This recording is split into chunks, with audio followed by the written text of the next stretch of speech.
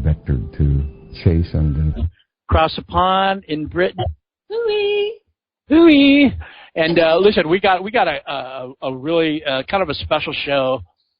We have Larry Warren on tonight, but before we get to that, I have something that I gotta say. So everybody knows Art Bell came back, and he comes back and he steals Don Eckert's radio show name. Yeah. You know, that was pretty scummy. Now, Art Bell, a lot of people have a romantic vision or whatever, romantic memories of, you know, the golden age of UFO radio and stuff like that with him. You know, he put it on the map. He was very popular. I listened to him. But, you know, he unleashed a lot of crap into this field. You know, he gave Hoagland a voice. We had the Ed Dames, all the reverse speech, Sean David Morton, Jonathan Reed. You know, the list just goes on and on. You know, the frickin' time traveler. Just a bunch of hokey BS. All the Hale Bopp stuff. My God. People died over that, you know? And so Art is back now. And guess who he's interviewing? The same freaking idiots that he gave a voice to in the 90s. Sean David Morton. They had Jonathan Reed on a couple of weeks ago. He's talking about, you know, the alien that he had in his freezer now communicates to him through some tricorder, him and his friend, you know. Millions of people listening to this, and millions of people just buying into this crap, you know. And all I got to say is F you, Art. You know, you're a scumbag for doing this. Instead of just doing something constructive with your show. Listen, I'm okay with a little woo-woo, believe me. You know what I mean? You have to be if you're in this field, if you walk these halls or whatever. But come on, Art. I'm very disappointed, and I'm disgusted. It's disgust is what it is. You know what I mean? I mean, am I alone in this? You know. No. We get the same old faces, same old thing everywhere we go.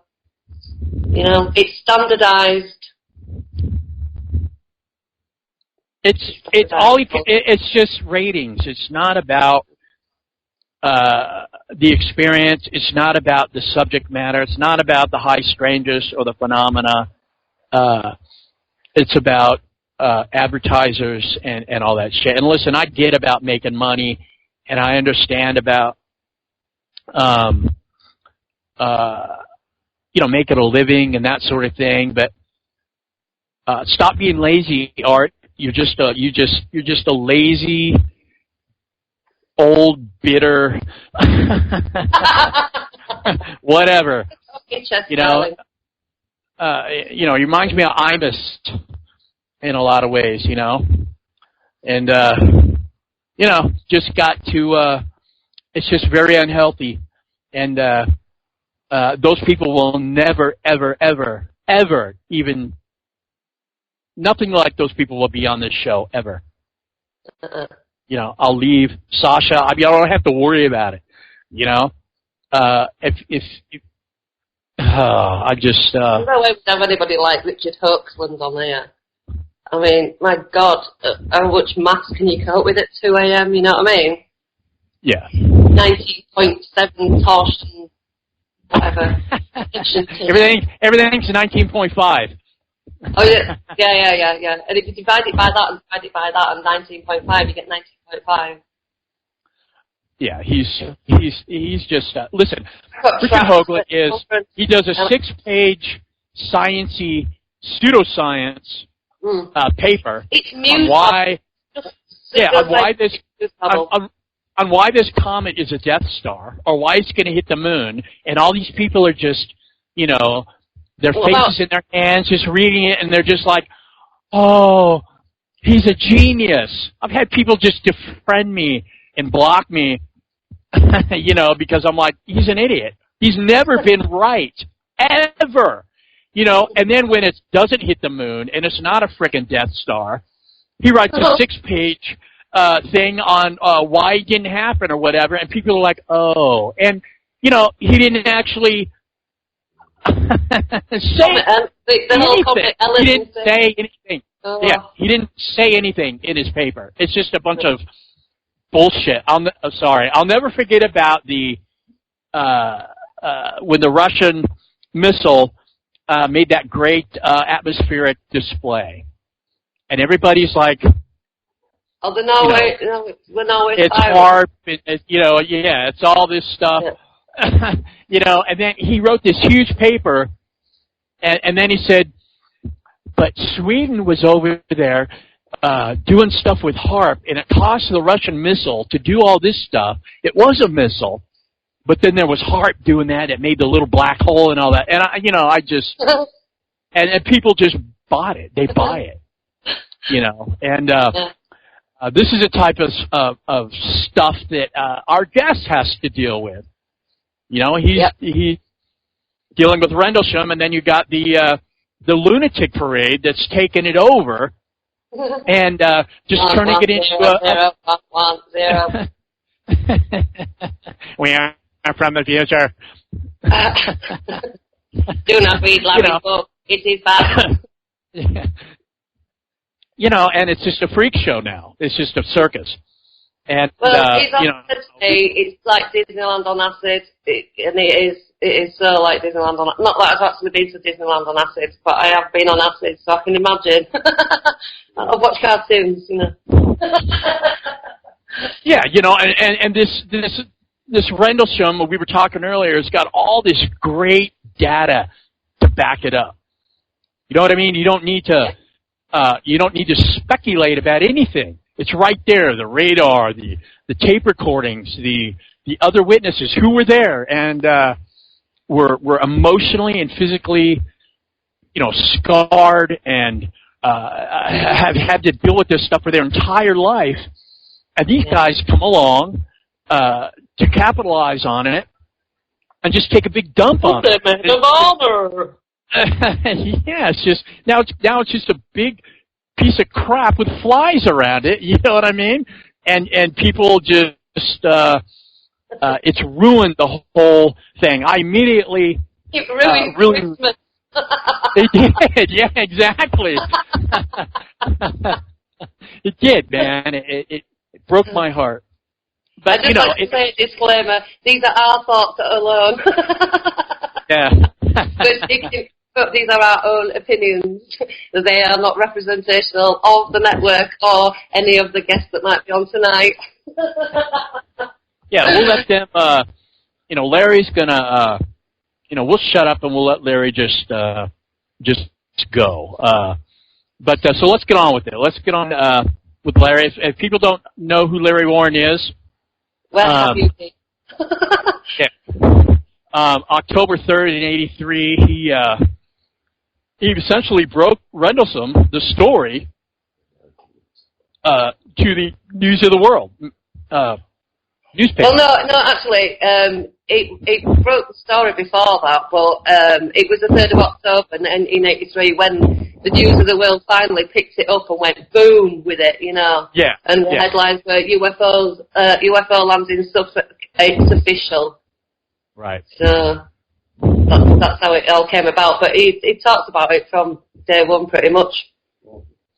Right. Larry was 19 years old when he was there. Yeah. And he's been involved in a pretty much a pissing contest with Burroughs, Peniston and his little monkey Burroughs, or his little burrito. If you look at Burroughs, he's got that blank stare on his face, like, he doesn't really know what's going on. He's, until he's told. He's just got that, what the hell's going on? That look. Yes, he's Peniston's little monkey, and it's obvious when you see those guys together. And, I'm probably gonna piss a lot of people, but I don't care. I don't care. I don't Nobody's care. under any illusions about what we think of us too, right? I mean, I don't care what they think. You know what? No. We aren't saying anything that they haven't said, and I'll tell you something, everything that they've said that was offensive, I've got screen grabs off, so if they ever try to sue my ass, I'll go, fine, let's go. Oh, yeah, I mean, and Dave's got dirt on them, too, when he was their webmaster or whatever, you know what I mean? Yeah. Look, yeah, they're, Sacha and I, if you listen to this show and you followed me from other shows and Sacha and her stuff with iCard and everything, we keep it real. We're not going to blow smoke in anybody's butt. We're just not, that's just not who we are, and we have the godfather of keeping it real on tonight. Oh, yeah. So, without further ado, hello, Larry. How you doing, man? How are you doing? Thanks for having me on this very interesting, oh my good Lord, essentially program. damning program. I've been damned for years, but it's nice to be on. It's an honor. I hope. Thank you very much. Good. So, good dude, Lord. why don't you? How can I help you? Yeah. What can I do for you? Why don't you tell us? Just start from the beginning, because there's quite possibly people. Yeah. But start off giving us a brief outline of the weeks leading up to Bentwaters. I thought. Oh, okay. About me, it was, and of course, none of Rendlesham is about me, but I ended up being the whistleblower for the what is now known as the Rendlesham Forest UFO incident, Britain's Roswell, whatever. It used to be known as the Bentwaters incidents. That became unpopular, and they rebranded it and brands. And but I was a kid from New York and decided to go in the Air Force in '79. I enlisted, and after high school, and I had gone to school in England, and I wanted to have the Air Force was here. And I was seasick, so I didn't go in the Navy like some friends of mine did. And I got a guaranteed country of choice. And long story short, went through basic training, then the Security Police Academy in San Antonio, Texas. And on December 1st, 1980, I ended up at RAF Bentwaters Woodbridge, the 81st Tactical Fighter Wing, which has a large tactical nuclear stockpile. A lot of the witnesses say it. A couple of them that you were so lovingly to do not. And so I was based here, and we had some weeks of. We have to get your clearances before you work with ordnance and et cetera. And your security clearance has to come through. Mine came through December 15th. Had all the incoming stuff. To put this in the people's minds, the time frame. John Lennon would have been assassinated 2 weeks before the event happened, the Rendlesham incidents. And I was on the base when that happened. So I'm old for you youngsters. And I'm at the youngest end of the witness steps of Rendlesham. So what we did, we were combatants in the Air Force, and we protected assets. And we had A-10 tank killers and all this, and we were a very important strategic air base for NATO. And the Russians were the bad guys at the time. I still personally think they are, and especially that thing that runs the country. Anyway. I love my country. I don't like certain things they do to its soldiers, and et cetera. I'll leave that alone. And on this particular my night, the night I was involved, which would be the third night, where the audio tape comes from, though I was not with Colonel Holt.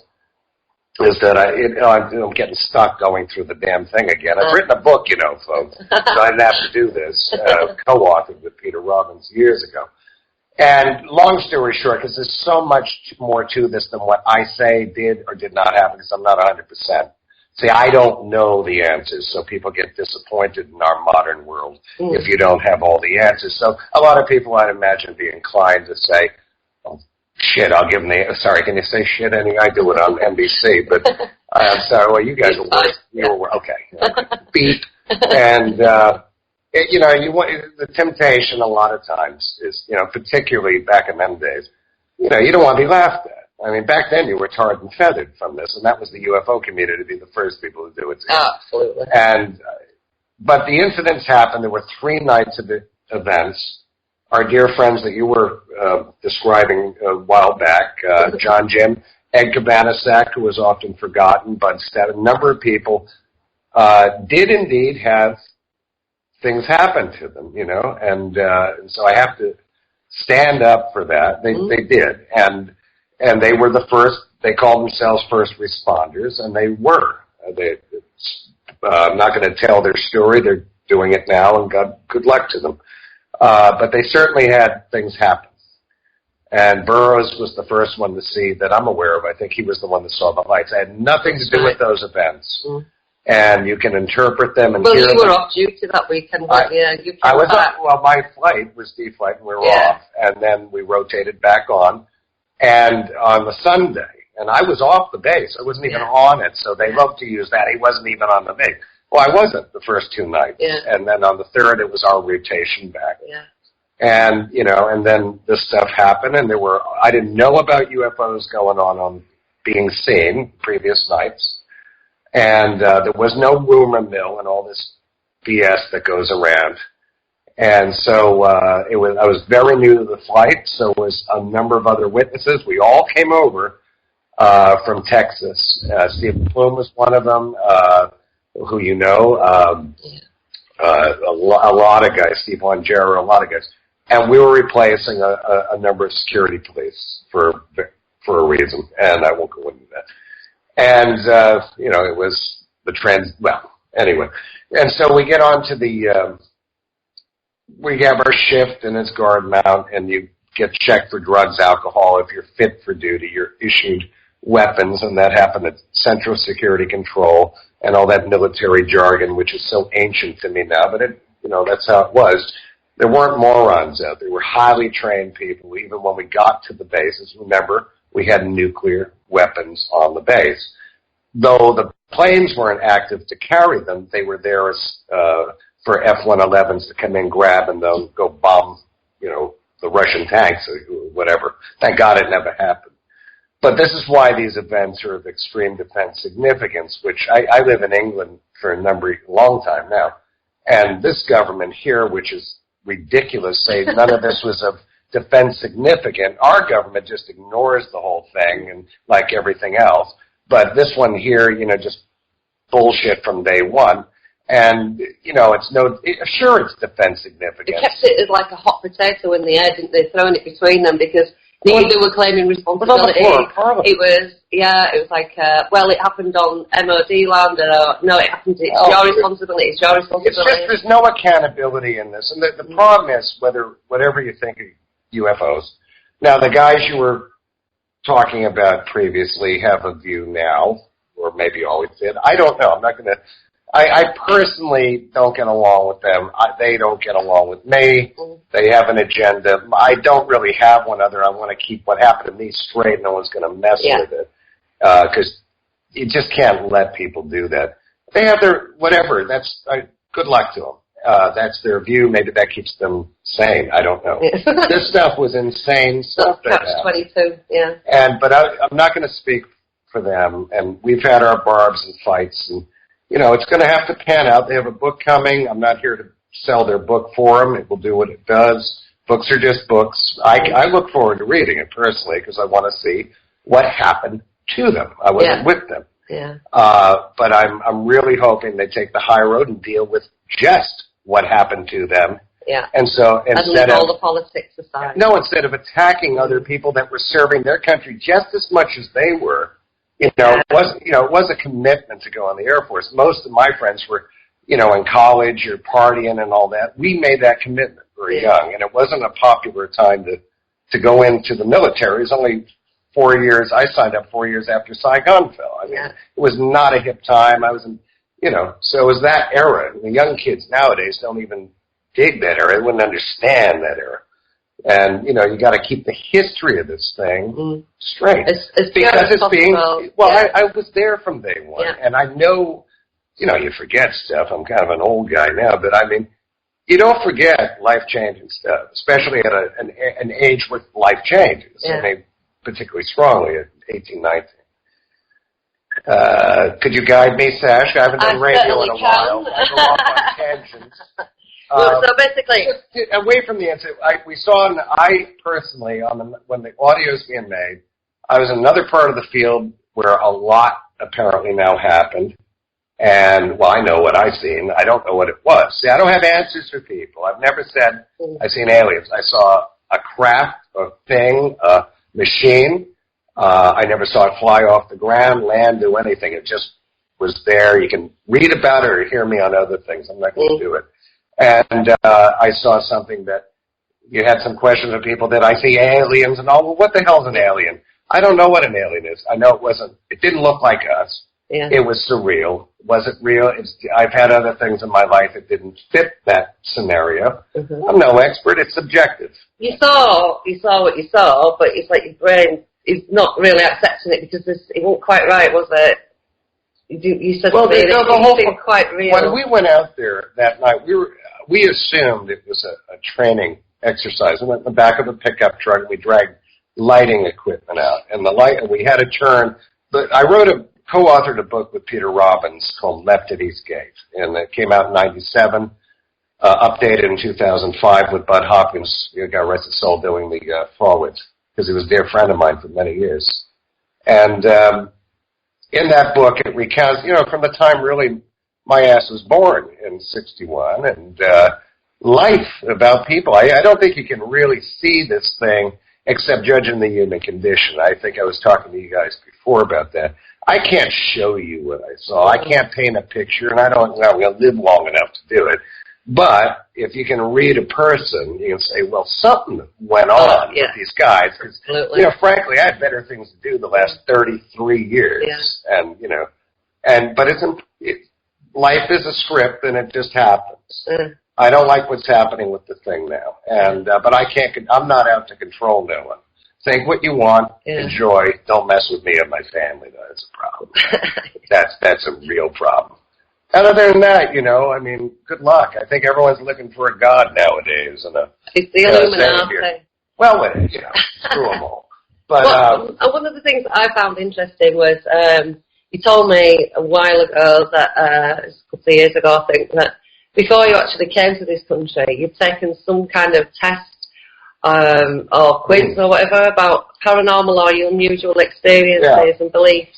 Yeah. Can you tell me a little bit about that? I found that really unusual. Well, it's not. I never even put it in the book because I was thinking, is this normal? There's so many things that happened to me leading up because I personally believe that a number of us were put in place. Yeah.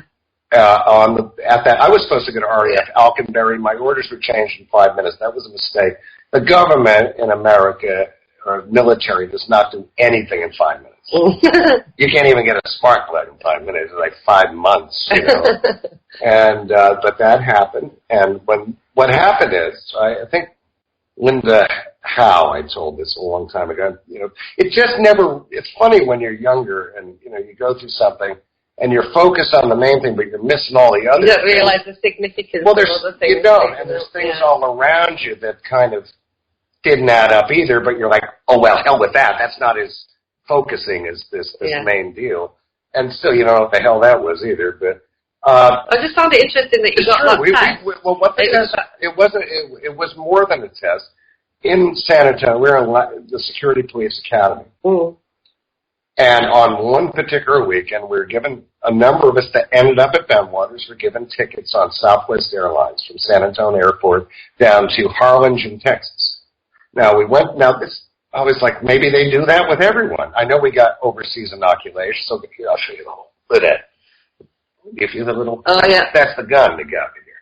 And, inoculate. So we're very naive when you're 19. You don't know shit, really. And these kids nowadays with their phone and all this nonsense. But I'm like, someone's saying some miserable bastard. I say, you got me in a nutshell there. But we were sent down there and put in a Motel 6 or whatever, we'll keep the light on kind of deal. And we went to this place. Well, it was right next to the Johnson Space Flight Center. It was near NASA, the Houston thing. Never thought anything about that either. Like, and we went through a battery of psychological things for one particular Saturday, flown back Sunday.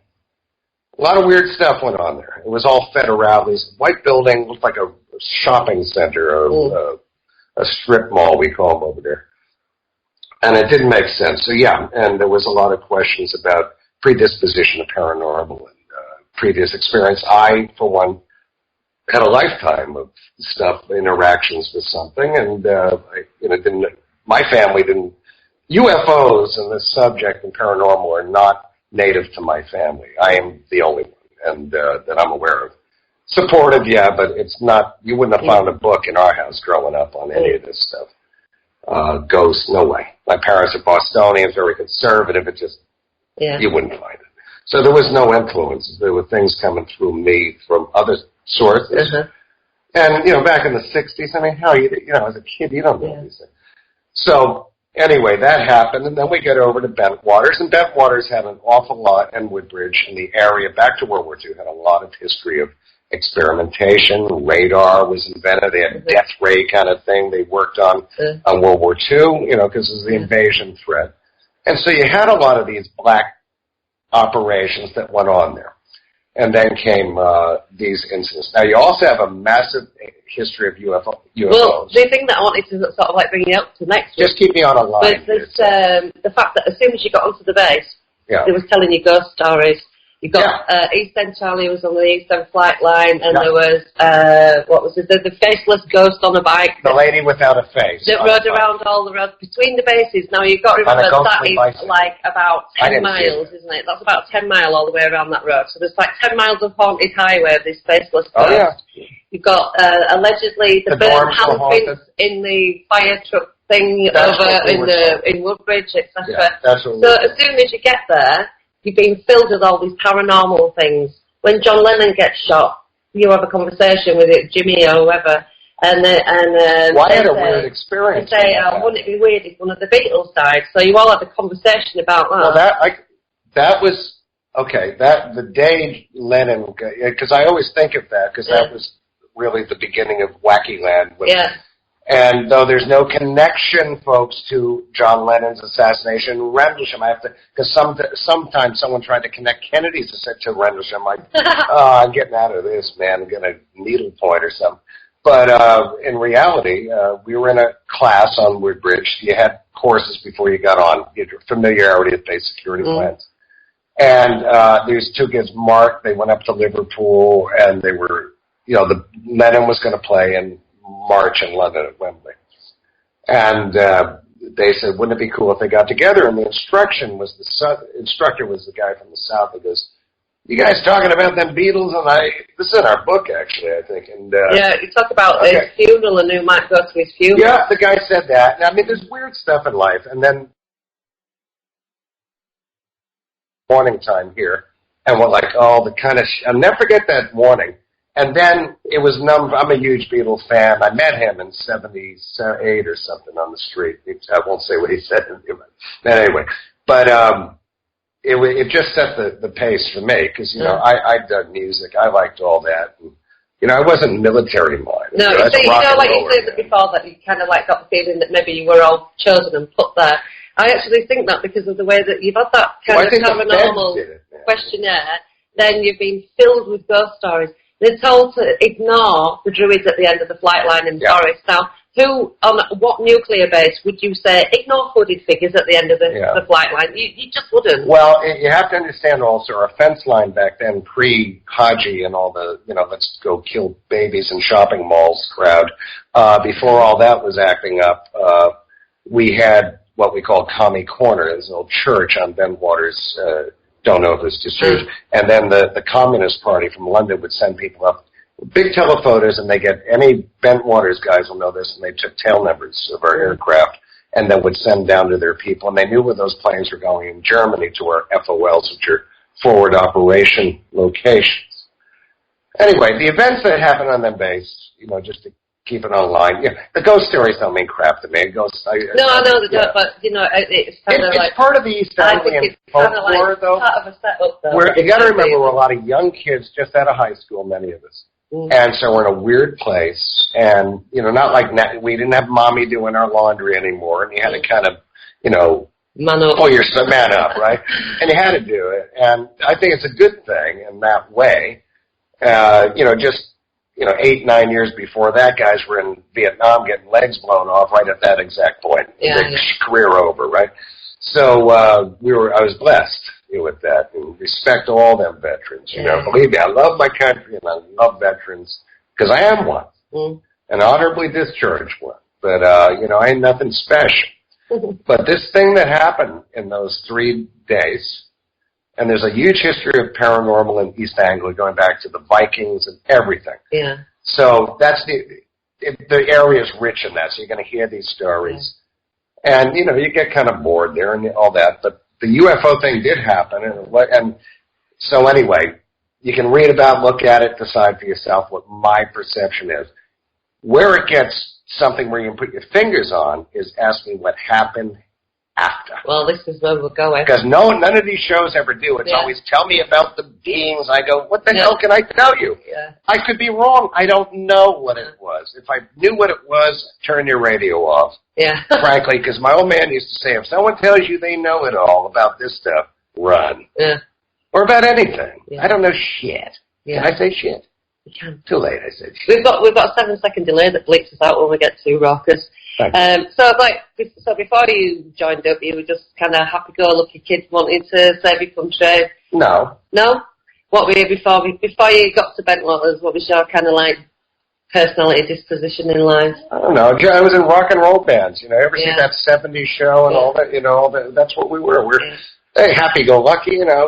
Being a teenager is shit then. It's shit now. Except we had less toys to distract us. I like to actually read books, and I like the arts, and I like this and that, but we also have the same normal crap with high school. And I wasn't a great student. I couldn't wait to get the hell out of it. I had one teacher that, in fact, I tip my hat to, that kept me in school. And there's nothing like, oh, what a genius and all this. I mean, far from it. I wouldn't apply if I was bored. I was ready to hit the world at 15. Yeah. Bored. And I didn't know what excitement lay in store for me. But it sure did. And I wouldn't trade a thing other than, how this has affected my family and friends. I mean, your friends are. But things have changed nowadays. Yeah. So, what were you like in the aftermath of these events? Oh man, I wasn't right in the head at all. Now, with hindsight and talking to other guys, some of the other guys, we were all very damaged goods. Yeah. I mean, there was no question. The reason, not because of the phenomena because there was some outside control. It seems dreamlike and perceptually very strange. I could not have seen myself going up and touching this thing I saw because it almost didn't seem there, or it did, and maybe I'm sure it was. It left trace on the ground, by the way. It's been analyzed by real labs. Where I say this happened is the only site in that forest ever to produce physical, scientific evidence of an anomalous event taking place, and that's a fact that is done by scientists named Matt Neonese from Springborn Environmental Labs in Massachusetts. Not some fantasy thing. This photograph showing you the staining of the soil in the area and everything. And it's not from years later. It's not from an Iron Age fort, and it's not from this and that. And Colonel Holt was our deputy base commander, and he used to say nothing happened in that part of the field. Now it turned out everyone's running to that side of the field. That's where all the action was. And then Holt comes up with his group crossing the creek. Would have walked right into what I described, and others, by the way. I'm not alone in this, folks, by any means. Described, and Holt would have walked right into it. When asked, what did you see? He goes, funny, I don't remember that part. So, people are going to, I'm kind of in your face guy. I'm mellowed out, with age. And, but a lot of people, and I've spoken around the world. I've spoken to the UN. I've spoken at what is that called? The National... Disclosure Project. Oh, that one. Yeah, no, I was proud to do that because I'm proud to say I would testify in front of Congress at threat of prison. Aren't you, really? Well, I was invited to do it. I don't pursue this stuff. Not the best club. That one. That one. Yeah, and that, I was honored to do that. Yeah. Because I got to see how government worked, and I met politicians and all that, and how their views are on it. And I learned a lot. It was a lesson, and then I became a father a little older in life, and that changed. All this led me to my son anyway. So I'm the winner. So I'm not boo-hoo about it. But we were physically damaged, physically harmed, documented, and, 2 marriages down. You will find a Bentwaters guy without at least 2 divorces under his belt, I can tell you that. And there's a million other reasons for these things, and I mean all of us, by the way. And, there's a real cost with this. This ain't woo-woo crazy. Now, I know a lot of people are angry. Some people love this new or previously unknown direction the event's taken. Everyone, God, give us something new. Maybe this is the way it is. Maybe they're 100% right. I don't know that. I wasn't in part of this information. We have our personal things. I always say with these other gentlemen, I would still, if they were getting too much heat, my inclination and my inner thang, would be inclined to defend them and go to war for them. It's a funny old thing, but that's my nature, and I can't control it. But I feel like I'd be, I couldn't throw them to win. I know this subject. I knew Alan Hynek. I've been around for, because you get boxed in too. I mean, you ask me what happened when I get out of the Air Force. So who the first person I ever told? My mom's the first one that knew about it. I called her within 4 hours. So we always love to do this. If I was lying, the first person I chose to lie to was my mother. That's some psychology going down. I was with Greg Battram. And I just don't like these other guys. Not just me. They can throw whatever at me. I'm a biker, right? They attack everybody around. And that's not going to serve, man. And they're damaged also. They are. Of course, yeah. They really went through. And not only that, not only the events, then there was the interference afterwards. Well, this is the key. We were all, even Colonel Halt would tell you, we had people descend on that base like a shitstorm, and they were not nice people.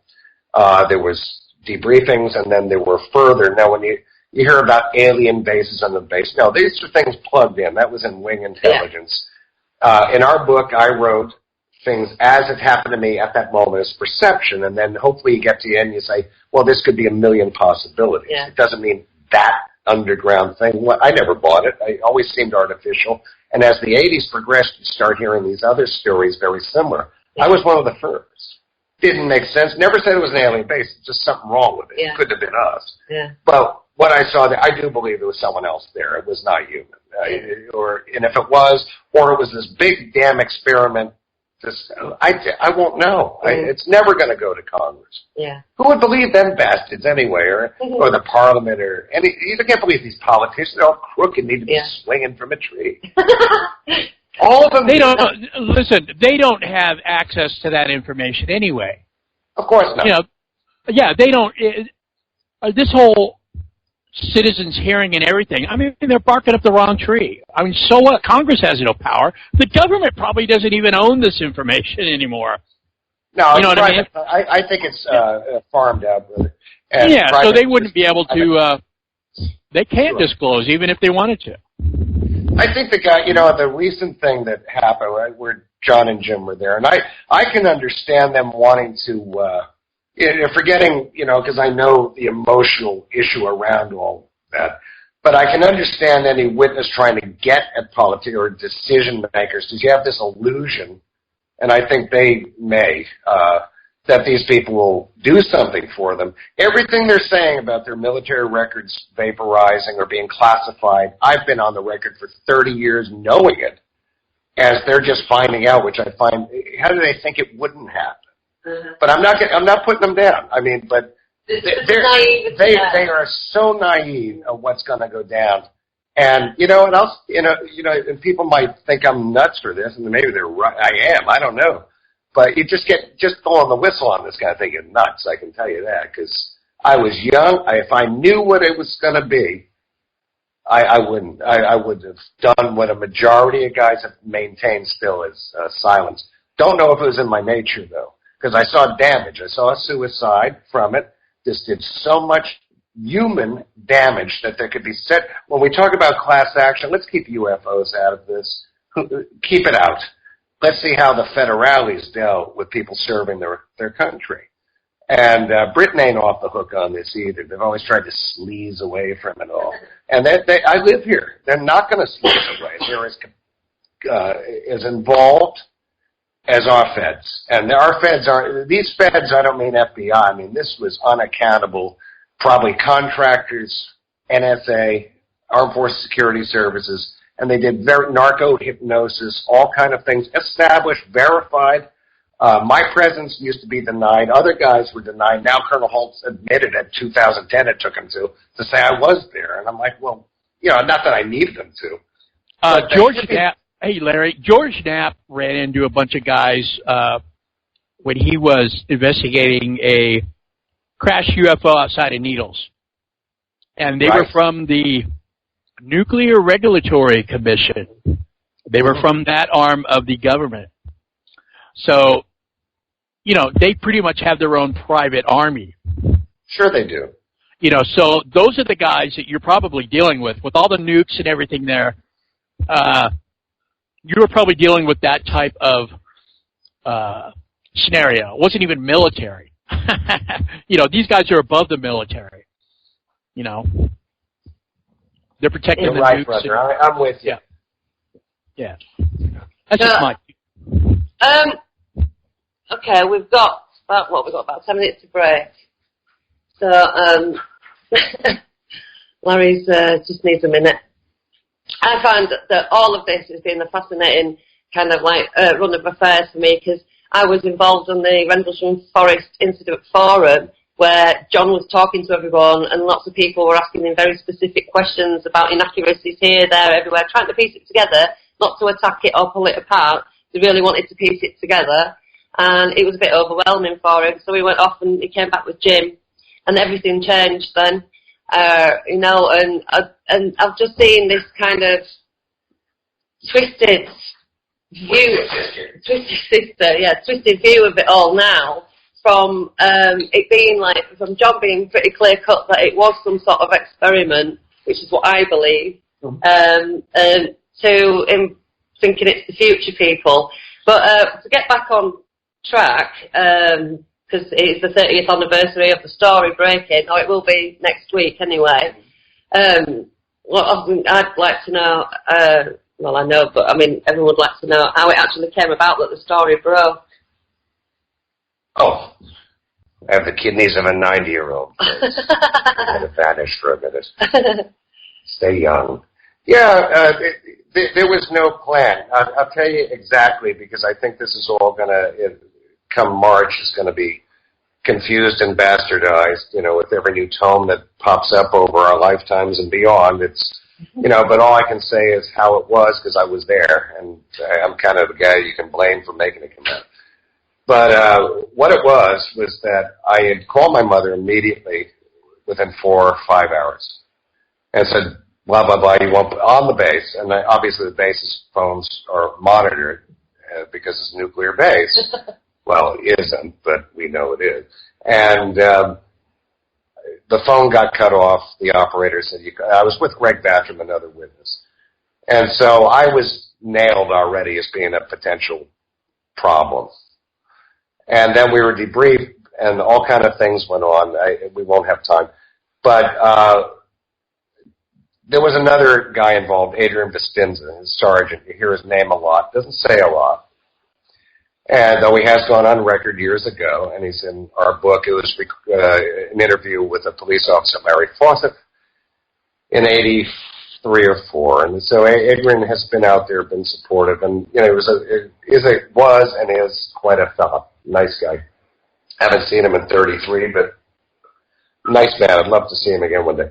And one day, messed up. I was hunting around the base and finding out all kinds of, getting a lot of heat from people. And then there were spooks like this guy named Mark Reese. I just found out was actually AFOSI, working on the back line where I was. So security policeman. I never got thrown out and all these stories. But, oh, God. They used to say I was never even in the Air Force. That was always great. I just like costumes or something. But I got a note under my door. I still have it. And it was from Adrian's girlfriend at the time, a girl named Cindy Schultz. She had red hair. And it said, Busty needs to see you.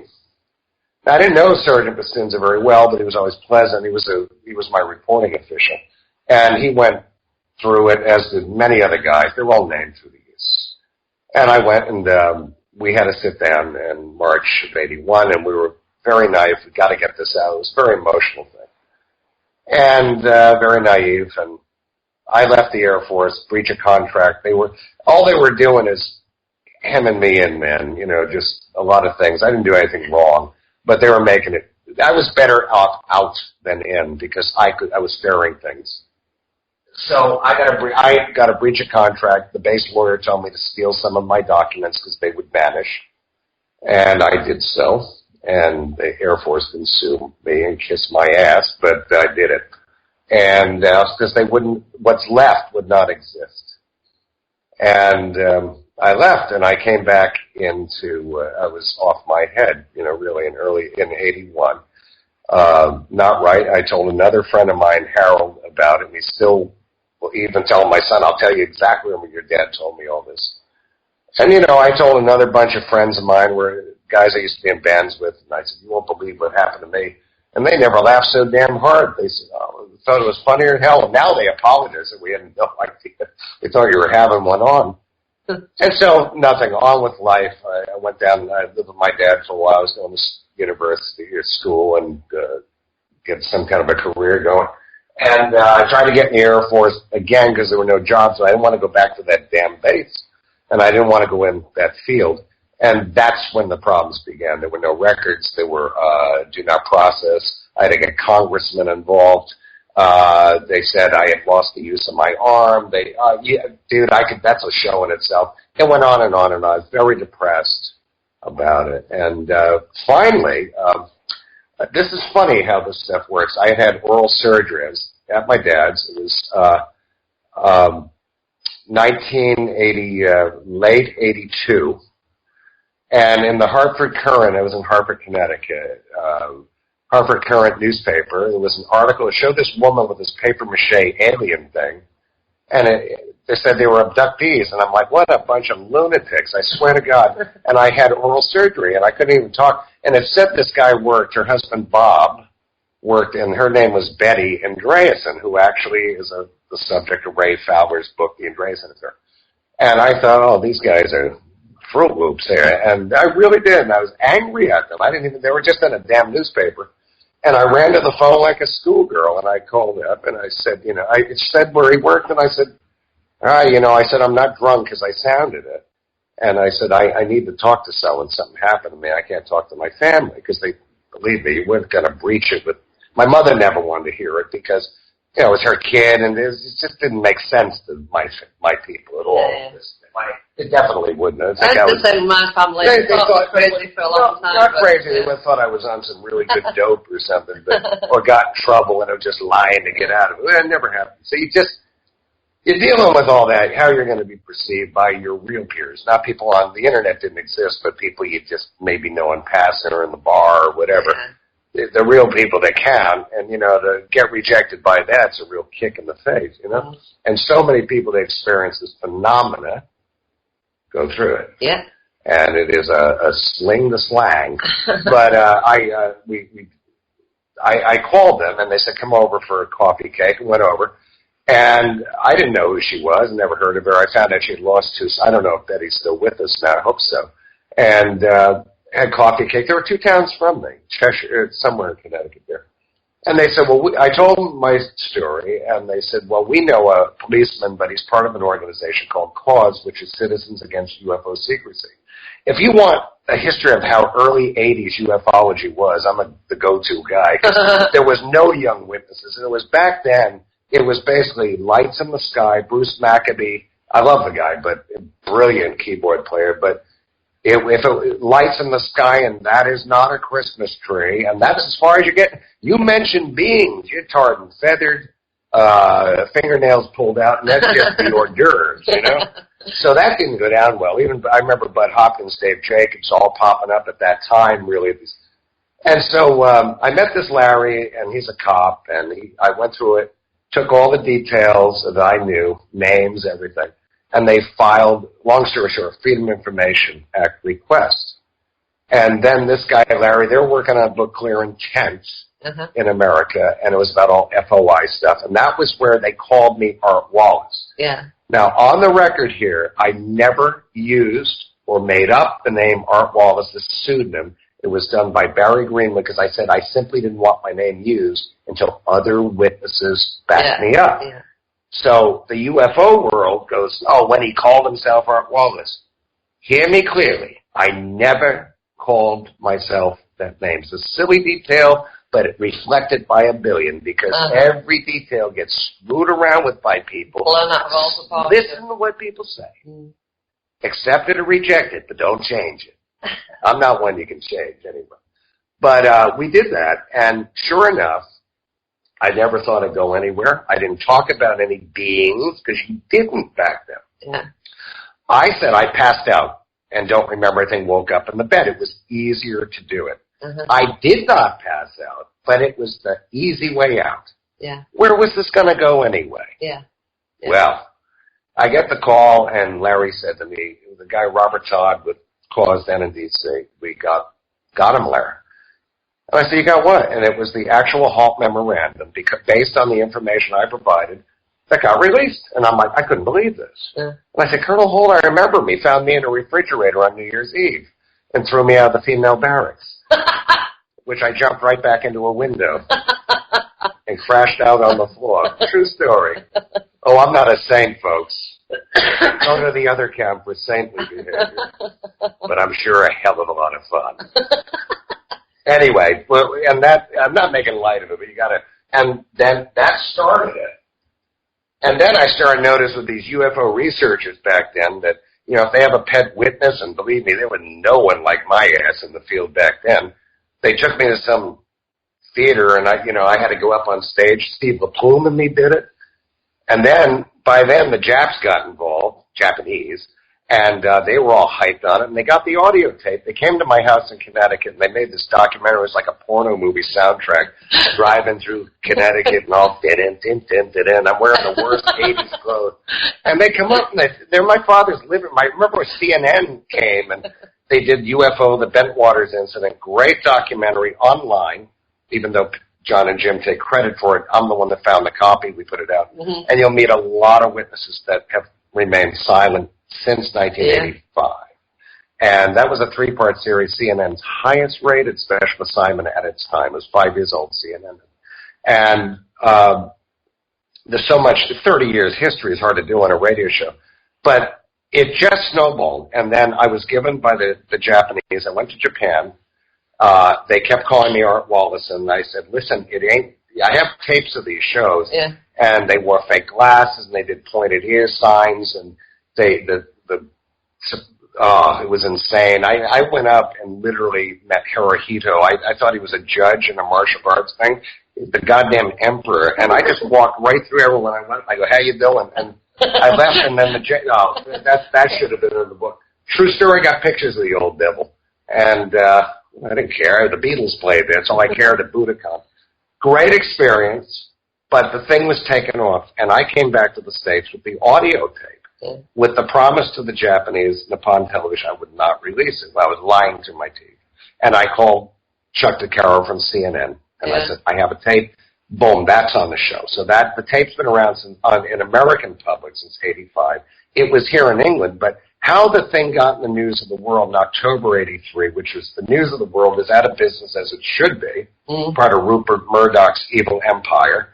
And it is a tabloid, but we had nothing to do with it. The document we had was sent to British researchers, which will remain nameless, and then a lawyer associated with one of them ran like a schoolgirl to the news of the world and was paid a sum of 25,000 1983 pounds, which is a lot of dosh, for the halt memo, which was sent over here to assist researchers and the original researchers on the event, which was starting, they were researching it right from the get-go, was Dot Street and Brenda Butler. They were the ones that were first sniffing around. They gave the Air Force a lot of trouble, and they are very interesting, funny ladies, but they actually were the first researchers that got their boots on the ground. They had some unorthodox ways, and there's no textbook, but they literally should have the credit. They were the first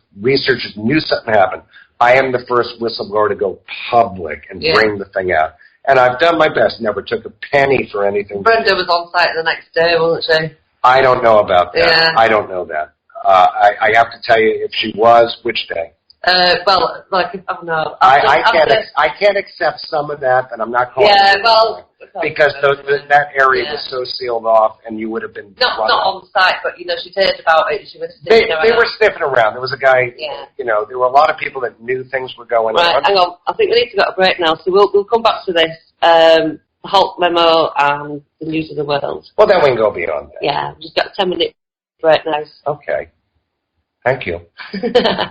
Join us again. All right.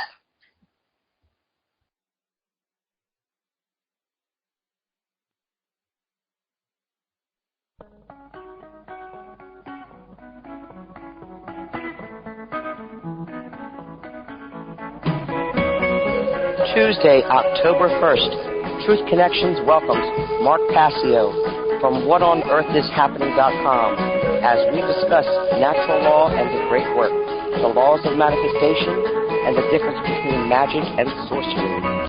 Join us here Tuesday, 7 p.m. Eastern Standard Time at UPRN 107.7 FM, the Paranormal Radio Network.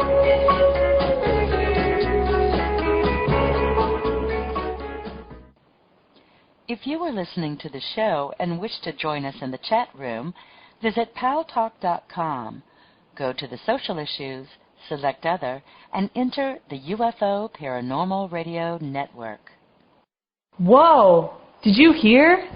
Listen to the Church of Mavis radio show, hosted by Jeffrey Pritchett, 11 p.m. Eastern, Saturday nights. Follow your weird and journey into the high strange. Be sure to stop by www.churchofmavisradio.com for upcoming shows, paranormal news, and show archives. That's www.churchofmavisradio.com. Hey! Hi there. Got your attention? I'm Gia Scott, and I was curious what you were doing from 7 to 9 p.m. Central Time on Tuesdays. See, I host this really interesting little radio program that airs live then, and we bring in all sorts of guests. Authors, experiencers, and everything in between. It's paranormal and guaranteed to make you go, My guest list is always up at www.giascott.com, and do tune in to the Dawn of Shades from 7 to 9 p.m. on Tuesdays. Tune in to the Mind Cemetery with your hosts Chip and Nicole every Monday night at 9 p.m. Eastern. Exclusively on the UFO Paranormal Radio Network. We delve into UFOs, abductions, ghosts, aliens, conspiracies, and cryptozoology. And how could you ever forget about those creepy topics you won't hear on your local news? This is where I would insert my obligatory skeptical statement. The Mind Cemetery, where the paranoia about the paranormal comes to rest. Follow us on Twitter and subscribe to us on Facebook. Also, check us out on our website, mindcemetery.com, for show updates and the critically acclaimed Mind Cemetery blog. It's not critically acclaimed, but you should check it out anyway, mindcemetery.com. Whoa! Did you hear? Listen to the Church of Mavis radio show, hosted by Jeffrey Pritchett, 11 p.m. Eastern, Saturday nights. Follow your weird and journey into the high strange. Be sure to stop by www.churchofmavisradio.com for upcoming shows, paranormal news, and show archives. That's www.churchofmavisradio.com. Hey! Hi there. Got your attention? I'm Gia Scott, and I was curious what you were doing from 7 to 9 p.m. Central Time on Tuesdays. See, I host this really interesting little radio program that airs live then, and we bring in all sorts of guests. Authors, experiencers, and everything in between. It's paranormal and guaranteed to make you go, My guest list is always up at www.giascott.com, and do tune in to the Dawn of Shades from 7 to 9 p.m. on Tuesdays. Hi, I'm Stephanie Benetti, and along with Joe Montaldo, we host News on the Flip Side. Come join us every Saturday night at 7 p.m. Central for our 3-hour program. We have opinions on everything, and we're not afraid to share them. False history gets made all day, every day. The truth of the new is never on the news, but you can find it here with News on the Flip Side. Remember, don't be politically correct. Just be correct. Join us.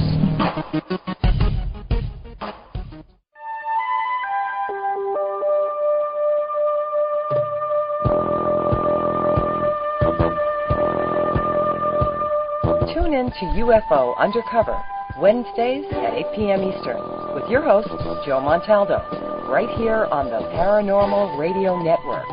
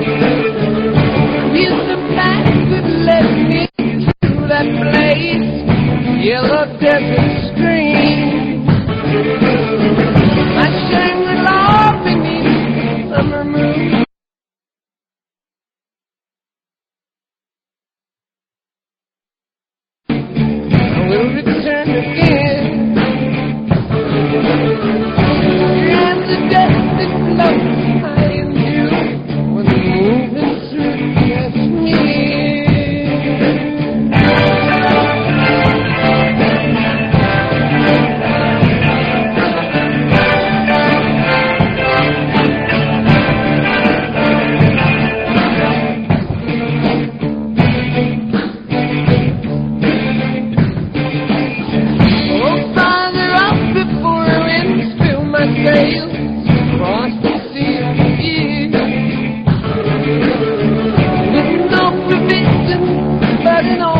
ways, blowing the strength of fear.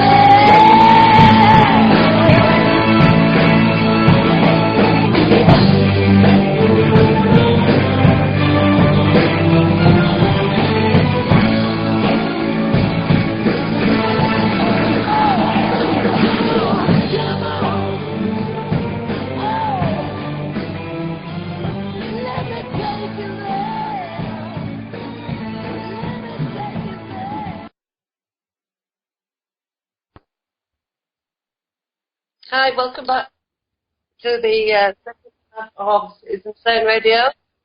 We've got Larry Warren as our guest, and we are talking about the 30th anniversary of the story breaking in the news of the world, and how that, just we're talking before the break about how the story broke, and then we're going to talk about the impact of that on Larry's life. So, welcome back, Larry. I feel welcome. And what an impact. Great show, you know, really rocking good cats. You know, I'm sitting here in Liverpool, England, home of that pop band not many people probably ever heard of. The Beatles. The Beatles there. The Beatles. The Beatles. You actually, if you heard the Liverpool accent, you would. It's so strong, man. And actually, the Pink Floyd is more popular in this damn city than the Beatles. Floyd, man. But the Rendlesham, here we are. Wow, who knew? 30 years later. 30 years later. Well, 33 years later, but 30 years since. I feel like a washed-up old showgirl. Was scattered around. Yeah, it was. You know, and, you know, people hear humor and they go, well, that guy's just too damn funny to be. You know, humor is, with me, it was humor or very, very good cocaine and lots of alcohol. And so I think the humor works better for me. Yeah. And, you know, if you want, like I say, perfection in your witnesses to these kind of things, you know, because you react. If you're an addictive personality, this stuff is going to send you down that road. And I think, like anybody, you survive it. And I had a lot of good friends. I was around a business where I met some of my heroes, and I met some people that are heroes that are complete D-heads. And I'm not there anymore. But I knew a guy, a real good friend of mine, and in fact, he's in our book, and he wrote a song called Wall of Denial about Rendlesham Forest. And pretty good guitar player. His name was Stevie Ray Vaughan. And I was associated with him for quite a long time. And he's been gone a long time, but I'll tell you what, he used to never live. Just real quick, a Stevie Ray Vaughan story. I remember, I never met him, never saw him in concert, but I was I was one of these guys that was like into like real heavy stuff like Slayer and stuff like that. But then you throw on Stevie Ray, it was just like, yeah, that's good. Leave that on. You know what I mean?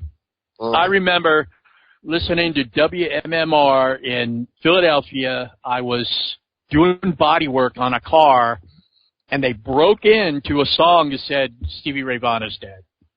Yeah. I was at a blues festival. We sat there and like, what the, we were like, what the F? Are you kidding? And we were just so frickin' depressed.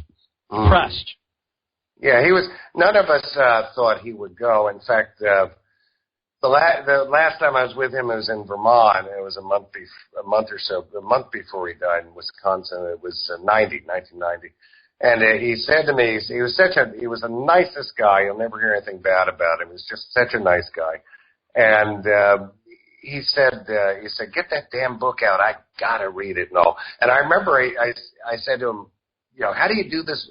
He said, I want to see a UFO, man. He was into it. Big Beatles fan, by the way, of all things. He loved the Beatles. And he said, I got to see UFO. I thought I saw something in Dallas once years ago. And I said, well, you show me how to play like you do. And he said like this, now, family secrets. I'll never forget. Just to divert for a minute. And I always like to tip my hat. Just a wonderful person. And his brother and... Jimmy, different kind of a fella and brilliant in his own way and more restrained, quiet kind of guy. Wish him all well. And but, all these guys knew about Rendlesham. And I think, Steve or another friend of mine, Ray Gomez, played with Stanley Clarke and all those guys. And, there's some really great artists out there that, have multi-interests. And so Rendlesham has touched an awful lot of people. It isn't a known thing. And I think the regular people and the artists and everyone else should really get mad about with the people that have suppressed it. I mean, getting a hold of who they are. I don't know who they are. They're faceless entities. And therefore, I've done what I did. It was no heroic thing, but no one actually has ever done what I did. I have literally had my U.S. passport suspended in about 1985, and I can come to that with real evidence, is that where it shows something's happened here and someone doesn't want someone saying anymore, is that by 85, there was a guy named Whitley Strieber, you may have heard of, and he was working on a book called Communion about his own experiences. I knew Whitley from the early times from 83, 4, and doing some of these conferences. And you got to get boxed in if you're a witness. Where do you go? I mean, you're not speaking at the General Assembly at the UN every week or month or year. You're at UFO conferences. So the powers that be have contained you already. So your limited audience is right there. And I have to say, in 30 years, usually if I do a gig or a conference, it's usually for a social thing, and it's and I know 90% of the audience. So, and it started like I did the song. I had one hit way back because I can't add anything to it to make it more hip for the year 2013. And I started not really be good at delivering what I could do best and just telling it. I started to divert, make jokes, and I was tired of it. I ran my course because I accomplished it. It's known. People can look at it and come to their own conclusions. Jim Penniston even credits me for them doing their book. I don't quite believe that, but he actually did do that. Thank you, Jim. Checks in the mail. Well, thank you, Jim, for having my theory as the only other theory on your website as relevant. Yes. Well, the irony of that is what I worry about with what happened so Whitley said to me, I said, I'm in these books, like the book Sky Crash, and I said, it's not accurate, early 80s, and Clear Intent and all these stupid articles, and I was pissing off the mainstream back then. I mean, believe me, there was nothing like me roll down the pike. I mean, I'd go to these conferences, it'd be like Altamont in the hotel room. Everyone was like partying. I'd go, God, it's never been like this. I was really bad, but I could tell you stories. I have stories on a lot of classic names. Good stuff. It's fun. And I even brought groupies to all this. I'm bad. I'm not the good example for the young ones. things. But my heart was in the right place, and there's never been a game to it, and I could see through the BS artists in the circus and the sideshow, and I won't go into names, and you know who they are, and there's a million of them, and they usually come and go, but some actually reincarnate and come back, which I love that. I mean, they're comeback kings. I've always wanted to go away and get away, but you can't get away. You know, it is in your head every day. I try to live out. I have multi-interests. I have kids, and it's a life. We don't live in a box and wear tinfoil hats. Well, hats we do that, and so Whitley Strieber said, write a book, and I'm like, okay. These guys aren't wearing tinfoil hats, man. I mean, they tinfoil their entire house. Yeah. They and their bodies. They walk around, and yeah. All right, continue. I know real people, the pain we all do. They've gone through things, and we can't explain it. And it's social life. I work with people that don't even know what happened in Kenya this past week. This is how tuned down and sheepled, like Jim Marr says, people are nowadays. They are just, and the kids just with the phones and the video games and all. I sound like an old guy, but man, I'll tell you, I always tell my son, when the shit hits the fan, these are the people we're going to eat. Yeah, that's what I say. These are the people I'm going to rob. I'm going to take all their stuff, and they're going to. You got the Islamic nonsense going. I'm sorry, I don't care. I'll get deported, fine. You got this, that, and the other all happening. I mean, who's really looking at UFOs? We're all like, yes, this is what we do, and this is our thing. Let me tell you, we're a minority, all of us, and we're in our own little circus.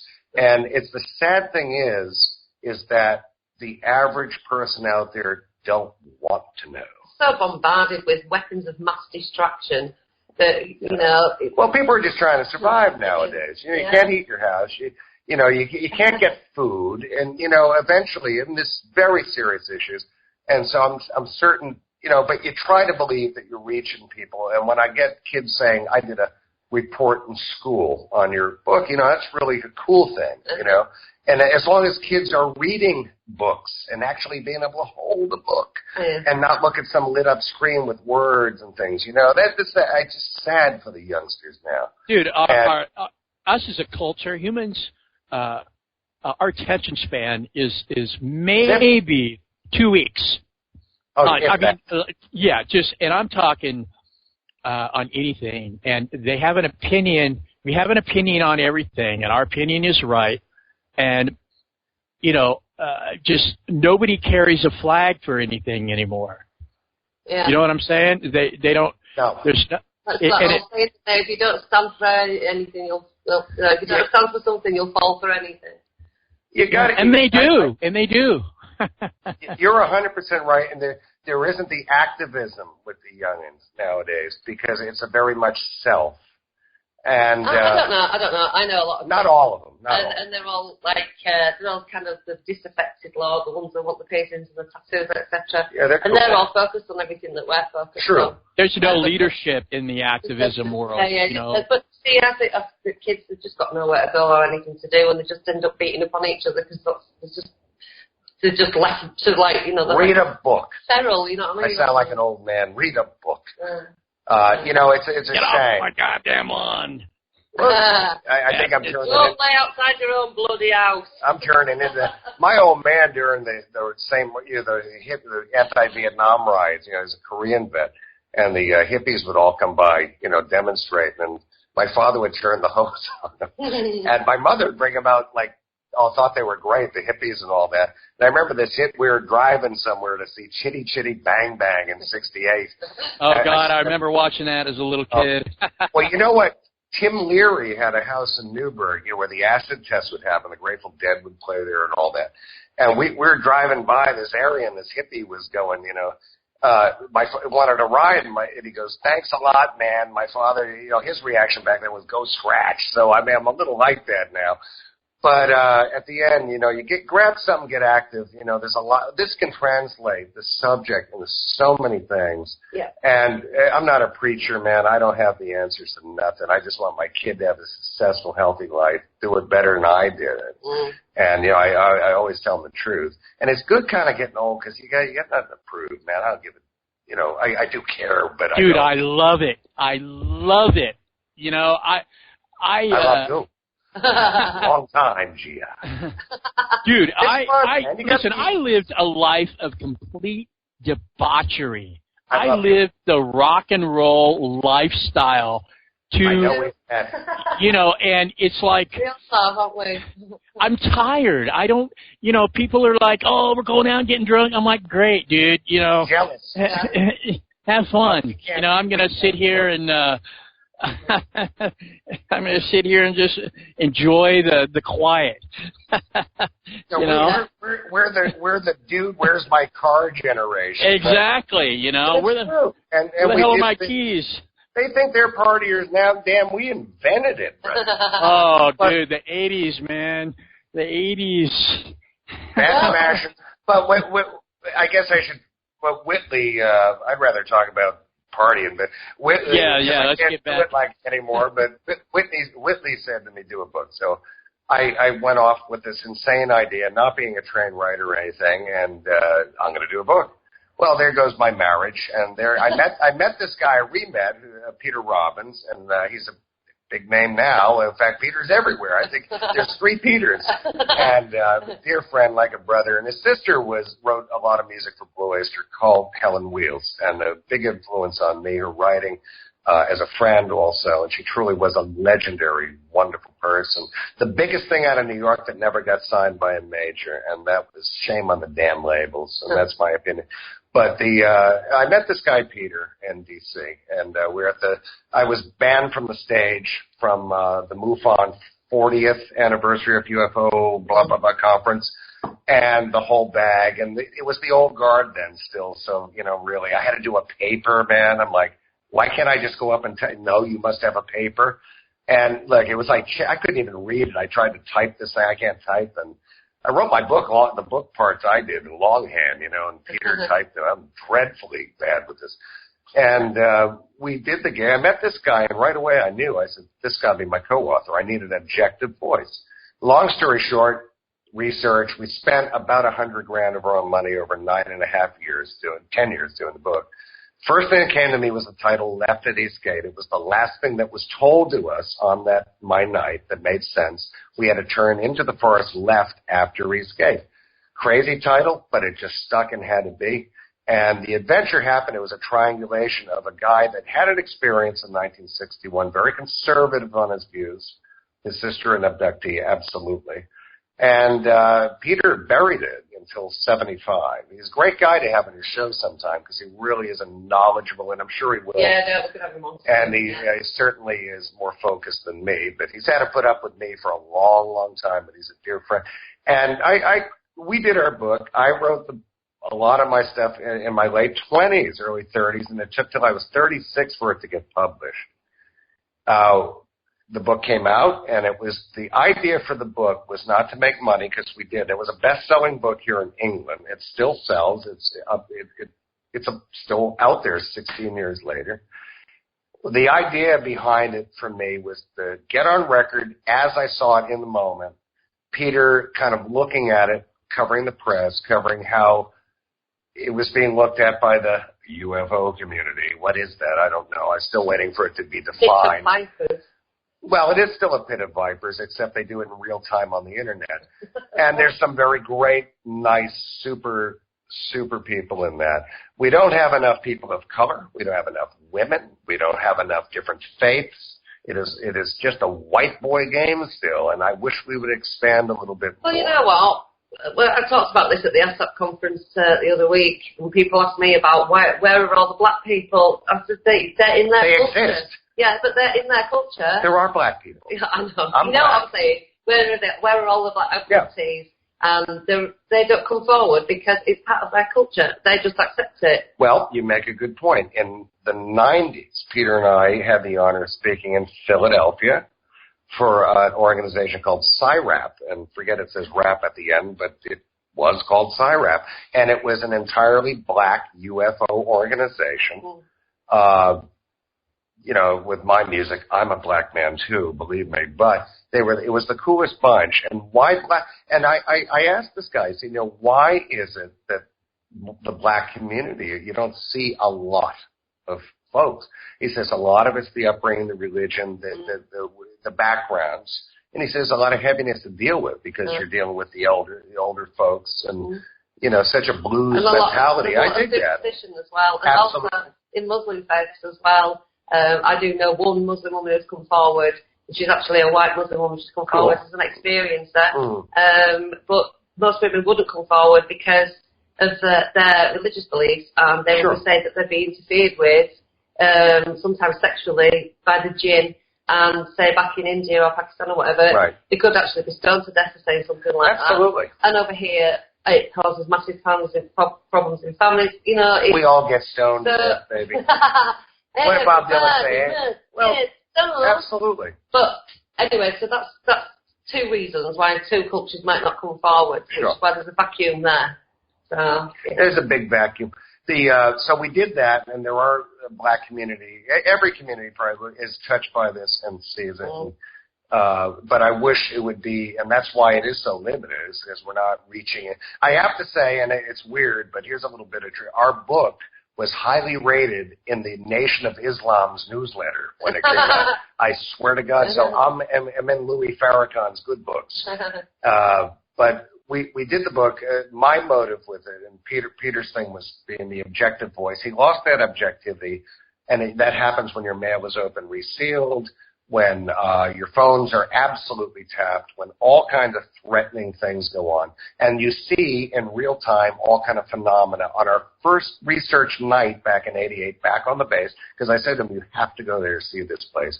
And it kicked off. It was all recorded. We didn't bring cameras. We're going to eat something. Yeah. Oh, really? I've never really wanted to listen to it again. Well, the things we saw was like, oh, wait, now how is this happening? It happened. And it was just south of the Bentwater space. Now, we never get attacked on that. I don't know why, but and no one messes with my co-author, and the other two do insult him, and the dreadful and must stop, really. It's not a good practice or healthy. They got to stop. And, but other than that, I wanted to reach out to other witnesses. Number one, in the world, people have had things happen and say, you're not alone. Do you recognize yourself in these pages? And with me. And then the other one was to reach other Rendlesham witnesses, because it was and remains until the new one comes out, the first book written or co-authored by an actual witness. To what I saw, there were multiple things. Well, it's because you've been misrepresented before, haven't you? I will always be misrepresented, and that's how. When you write the book, people go on about it making money, but it's not. It's because you want the story told, and you want it told. You want to represent yourself. Here's some truth about UFO books, okay? And I know because we were bought by Publishers Group West. We had the biggest agent, John Le Carre's agent, right? And he wanted me to drop Peter from the book. And the reason was, he said, I just want your story so I can sell for $150K. Well, I don't roll like that. Didn't burn the bridge, never told Peter for a long time. It was really hard. I'm not going to do that. It wasn't against Peter's right. Said he just wanted to focus on that. And I said, well, our story is what it is, and it's grown. And we found another agent that really was, frankly, not a good guy in the end even, but really made people think he was. I'll leave that alone. And we went with this absolutely horrendous criminal publisher, which publishes a lot of people, Publishers Group West. I won't name them. Oh, did I? And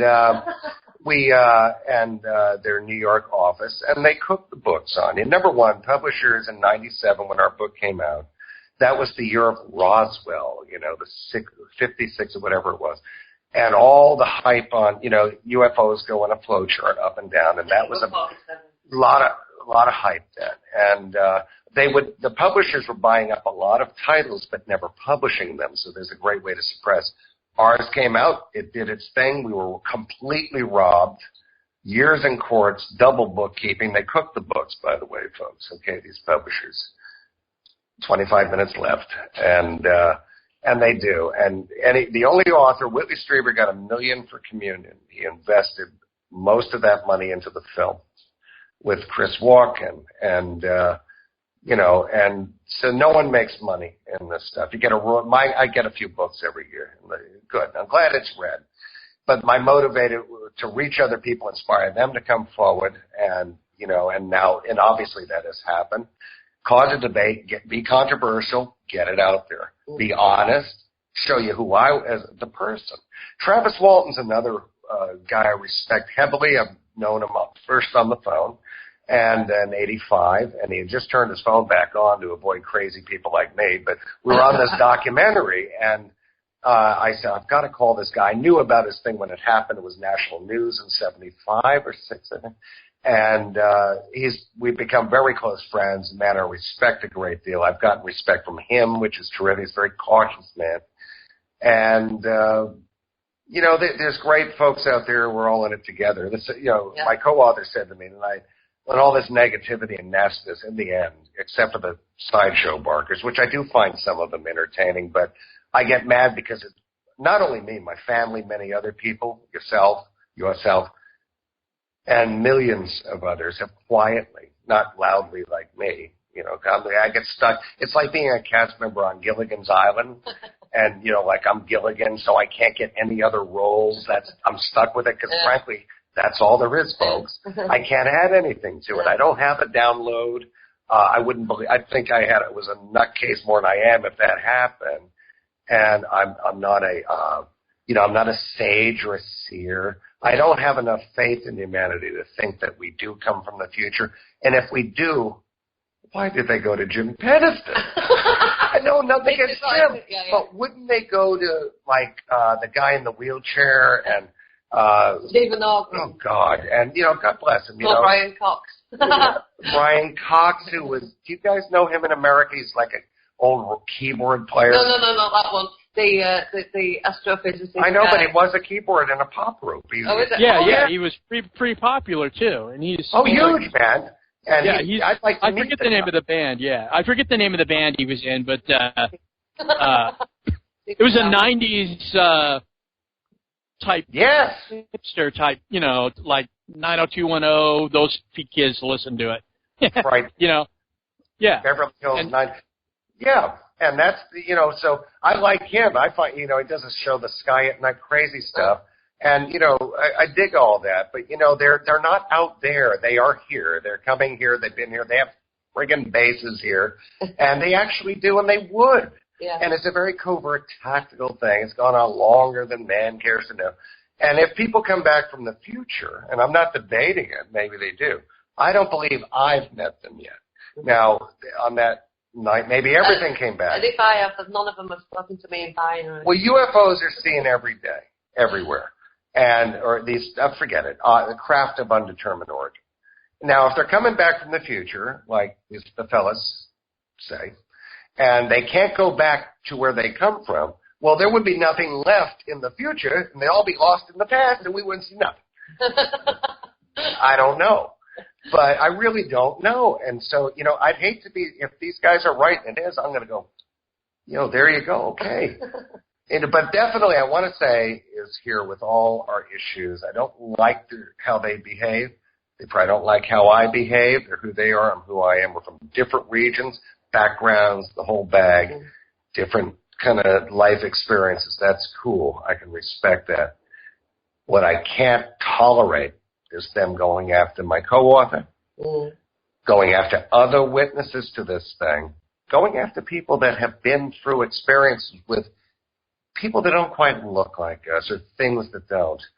And, and having such closed, ironclad views, my view is it. To me, it's fascistic. And I'm not calling them fascist, but the behavior is very And Larry, fascism. And I enjoy nothing better than just tearing those people to pieces. I do. And I do it, and I just scream it from the frickin' rooftops. You know what I mean? My problem with, I can understand that, and you see, because I've had people probably do it to me, and that's cool because you're always going to get that. There's someone out there right now like loading a 38 going, I'd like to catch that guy. Where's he live? All that kind of thing. Writing your name on a bullet. Yeah, and my own This is for Larry. This is for Sacha. Well, you worry about that because, and people don't know. When we were touring the book, and Whitley and Travis, and we were in the Bible Belt, we were down south in Pensacola. And I was signing books, which is really kind of a kid. When I opened our books in Philadelphia, that's where they were shipped to us. And the guy who was standing next to me and Peter was Carl Bernstein. I mean, so things were really, from all the presidents, getting really surreal. But when he heard the subject matter, he got very uppity. You know, Snoot, he was up Nixon's, you know what, that guy. But successful author, though. And we, what was I saying? When we, got your book in print. We got the book in print, and we signed the book. And I had a friend of mine, Jimmy Moorhead from Detroit. And he was with me, and he's a pretty heavy dude. And he was just saying, let me keep an eye, because you don't know.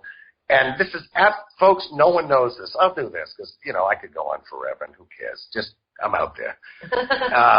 What it was you'll love this story. I think you'll find it. You mentioned Hale Bopp earlier. Here's one. Here's one for you. This ain't in the book. True story, and, you know, throw me off the air after. We're signing books, and there's 3 people standing there. And they all had black robes and Adidas sneakers and all this. And this crazy guy I'd seen at Tim Beckley's conferences in Phoenix over the earlier years. And I knew there was some kind of culty thing, you know. And he said, can you sign my book? And I said, sure. I go, and I used to, I'm a crap speller, but if you sign a book someone's just bought, John and Jim, pay attention. You sign it and spell a name wrong, you actually kind of have to give them a book for free. And, you know, mime is money. And so I was a terrible speller, and I used to really make sure. And I said, what's your name? And he said, it's Bo. And I'm like, who? And I spell it. And it was like B-O, so it wasn't too hard for me at that point. And I said, take care and enjoy living, which Stevie Ray Vaughan used to sign. And I kind of plagiarized that. And then Larry Warren, then Peter passed it to Peter, and Peter, well, it's what we do, and signed it. And God bless him. And Jimmy, and off they went. No more sign of it. And this guy was standing near them, and the guy was aiming a pencil right for my eye. And I didn't see it. Jim saw it, and they moved him, the guy lurched, and the police had to come, and he wanted to, stick a pencil in my head. Oh, my God. And he wasn't even sent by my first wife. I mean, I couldn't believe this. True story in my life, but it gets worse. Go back home. We're touring the book. I was in and out of airports more than I can imagine. Funny story on the way. Here's some revenge as you get older, kids. I was crap in school, particularly math. And I'm going through Albany Airport, and I was off the road from somewhere, and I see my old math teacher from the ancient days, Mr. Casella. And he said, oh, Mr. Warren, right away, they know you. And you get nervous when you see your teacher still.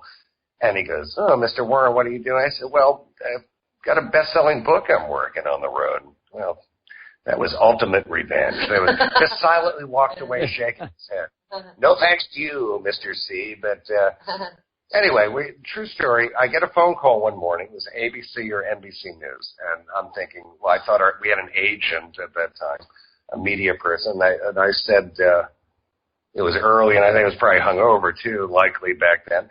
And they said, what do you think about the people in San Diego dead? And I'm like, excuse me? I didn't know what and I'm like, who is this? And the whole bed, I thought someone was having me on. They said, well, put on your news, there is this cult, the Heaven's Gate. And they go, we're asking about Heaven's Gate, left at Eastgate. Oh. And I'm like, what? Do me a favor, let me get off the phone and call somebody. And I called our publisher. And they said, yeah, call Peter because the phone's ringing off. And because what happened is, hell with Rendlesham, this happened. And so did that, but this is more weird. Not in our book, by the way. And so I called Peter. I said, I said, there's some people saying that we're responsible for killing these people, like making a connection with our book and something called Heaven's Gate. And I was thinking of that Michael Cimino movie from that really overblown thing back in 79 or 8 or whatever. And I didn't know what it was. And now the news had it all going and shows all the people laying dead. And the books, well, they found 3 books on the coffee table. The media got in, and one was ours. The one I signed that said, take care and enjoy living, and they showed the dead, I swear to God, the dead people around it. And so already I felt like, oh my God, I'm getting blamed for this. And then they were connecting our gate, East Gate, with Heaven's Gate. So Peter said, no, Peter, thank God, got on. And he said, we're closer to Watergate than this.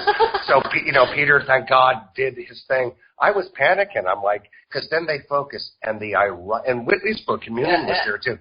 And it must have been the last thing they read. I said, it wasn't that bad. But this is not a joke, but they were... It's not too soon. The worst thing I ever heard was the toilet reading once, but which ain't a bad thing. But I swear on my life, that happened. It was scary, and it has been a nonstop adventure. And I do say this, I would do it all again. And it sounds cliche and kind of woo-woo, but when we were touring the book in '97 in England, I met my ex-wife again, a couple of them, and I met her, and she's the mother of my son. I have a really great 12-year-old kid. He's my life. He's a wonderful guy. And I sell it all in some weird, twisted way. And I tell her, I go, ain't it weird? And she goes, yeah, get out of my car. And, whatever. Where's the check? Yeah. And it really did lead to this great guy. He's a very balanced dude and hopefully focused. And he's a caring person. And I'm proud of him. And he makes me feel like I've done something right. And also, it's like he kind of could hear a lot of crap about you, and you've got a lot of people saying, actually, your dad is the real deal. You've got all the shit on the internet. He's stuck with me, knows I'm the real deal. No, he laughs at me, though. He likes the old shows. He thinks, God, he said, Dad, you always had a mustache. Like, all this stuff with Jim and John, though, it's really put you... He doesn't hear that stuff. No, he wouldn't like it. But no kid wants to hear, but I said, in this stuff, you go through, he's read my book, And, it's kind of cool, and you can show them all these archive. It's not like I'm on TV. Anything I did with media was to kind of reach people and say, maybe I'm reaching the right ear. The guy standing 10 feet from me. And it does work, and I enjoy it. I hope anything I've said, you're not alone, people. If you've been through this stuff, it's real. The government suppresses it. I can testify to that. On my son is an expression in Liverpool. On my son's head, and that means telling the truth, and I'm putting it on my son's head. Okay, that's a heavy thing to say. Just like lying to your mother first. And so I'm very, and I think you, Sacha, you know me, and I think I can say I've mellowed out a lot, and in my old age. And I used to be very angry, and you had to be to do what I did. And you had to be a battle axe, and you had to be a son of a fight. You rupture. If you rupture, the person that you were ruptures, it's like popping a bubble. All you are is just bits in the air. And then when you land, you kind of come back together again, but you're just this blob of shit that doesn't know anything. And you really don't know anything, because anything that you thought before, you question. So you just, and then all your sense of security goes. This is why people, including myself, get hooked on drugs. Yeah, you have to. It's bad. You have to be secure in the fact that it's okay not to have a belief system. You have to be, because once you get into a belief system, you're in a box. And you create your own dogma, whether it's religion or whatever. You have all the Rendlesham, Tennyson, Burroughs cultists. They have a belief system, and Peniston and those guys. It's the same with Greer and Ed Dames and all these people. They actually tie into that. That's why they have all these people follow them, and the Alfred Webers have all these people. They're blind minions. They're minions, man. They're just fucking stupid. I mean, a lot of the followers, blind followers, do actually. Away from the negative, in my own experience, I've met some people that I'll tell you I never would have met. I've had a life and introduced to people and seen places and things that never would happen if I didn't make that move and play that hand. So I wouldn't trade any of that. And believe me, like your good selves and the people I've known over the years, a lot of them are gone now, But I'd like to see younger people coming up and taking the hand in this stuff. And I'll stand with any witness that go through me, the real ones. And but I'll tell you about Greer. I'm not going to put him down personally, but I understand all the issues, believe me. When we were in the Disclosure Conference in 2001, I was very honored to be at it. No one was paid, but he did cover all his promises till he threw me out of the hotel, and a few others that didn't go with the program. But I will say that I asked a number of very intelligent people work with him. Even the actor John Cipher from Hill Street Blues was there, a lovely guy. He sang at the beginning, which was Dream an Impossible Dream. That was different, but kind of cool. And we did this. I will say that conference brought the largest press contingent in the MPC's history. Even when presidents spoke there, the first hour was suppressed, cut down from within the Beltway in D.C., artificially jammed, and it wasn't UFO people running this. It was the CNN and all the others, and it was crushed. And but it was an honor to do that, to be on stage with the majority of those people that I was there with. And you can see that brief testimony, but we spent a week lobbying. It wasn't just that stand-up. But I will say about Greer, he had very intelligent, smart, sharp people working for him. But I started to get itchy, and it does worry me with anyone. I said, what do you think about this? What do you think about that? Just in conversation, they say, well, Dr. Greer says X, Y, and Z. And I said, okay, but what do you think? Well, Dr. Greer, and you see, now you know where I'm going with this, the cult mentality. Now, I've seen with John and Jim, and I wish them all the best with their book, all of it, whatever. I'm not going to begrudge anyone to have that experience, to have something come out. Yeah. Just be straight, tell your thing. That's it, and it will do well. And I'll read it. Well, no, just tell your thing. Don't tell my thing. I know my thing better than you know it. I don't know yours. I wasn't there. You're fine. Fine. I'm their father, actually. I've been reincarnated. That will probably make me some money and get me on the loopy circuit. You know, I'm not really Larry. I was a different guy in the revolution. No, stop. I just need a new angle. I got to come up with a new shtick, but I haven't found it. I just have to stick with what I know. But the end of the day, you can't. There's some fine, great people. A lot of we've lost, and it's a real thing. There's nothing. It's going on. We're all perceiving it our own little ways. I respect people's opinions. Be cool to each other. Be nice to each other, and it's Bill and Ted, man. Just be excellent to each other. Well, if you can, but the world ain't excellent to each other. No, it ain't excellent to each other, and that's you can't be excellent to the world. You can be excellent to the person in line in front of you. You know, the old person. Yeah. But we are a minority, and we should really stick together and reach out and be sane. And don't be selling snake oil, man. You can't, because you know what? The average person will walk away real quick from that stuff. You know, it's hard enough. No, Richard Hoagland is all right, aren't we? Snake oil sales. Well, he did work for CBS and all that. It's true. I don't know what happened. I don't believe the Ring of Saturn is actually a spaceship. I think that's Richard Hoagland's base on Mars. Oh my God!